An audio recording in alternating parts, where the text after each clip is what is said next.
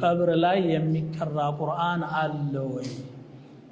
ቀብር ላይ ምን እንደሚደረግ ልንገራችሁ። ነብዩ ሰለላሁ ዐለይሂ ወሰለም የነገሩን ነው። ወደ ቀብር በምንሄድበት ጊዜ ቀደም ሲል የተቀበሩ ቀብሮችን ከመርገጥ እንጠንቀቅ። ይህንን ከልክለዋል።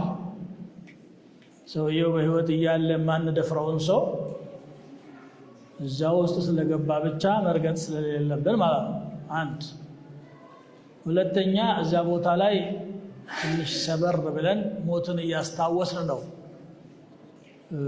መቆየት ያለብን። ሰው ቀብር ዘንድ ሄዶም ኖርማል ስራውን ወሬውን እያወራ እየተንከተከተ የሚስቃል።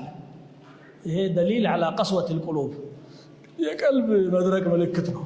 የሚደረገው ቀብር ስንደርስ ለሟቾቹ ረሱል ሰለላሁ ዐለይሂ ወሰለም ያስተማሩን በሐዲስን በፍቅህ በላይ የተቀመጠ ለነሱ አሰላሙ ዐለይኩም ያ አህለ الديار من المسلمين والمؤمنين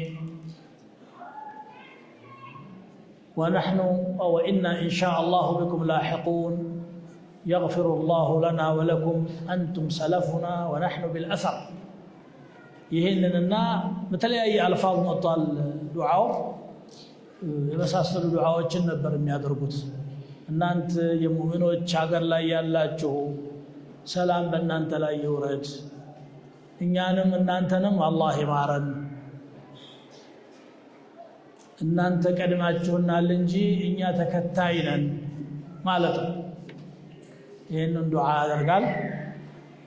ለሞተው ሰው ደግሞ استغفروا لأخيكم فإنه الآن يسأل واسألوا له التثبيت. لو عندما مهرة لمنولت አሁን ስለሚጠየቅ አላህ ጽናትን እንዲሰጠውም ዱዓ አድርጉ ብለዋል። ስለዚህ ዱዓ ያደረግን እስትግፋር ያደረግን በግላችን ደግሞ የፈለግነውን አይነት ዚክርና ዱዓ ብናደርግ ችግር የለውም። ቁርአን መቅራት አልተገኘም።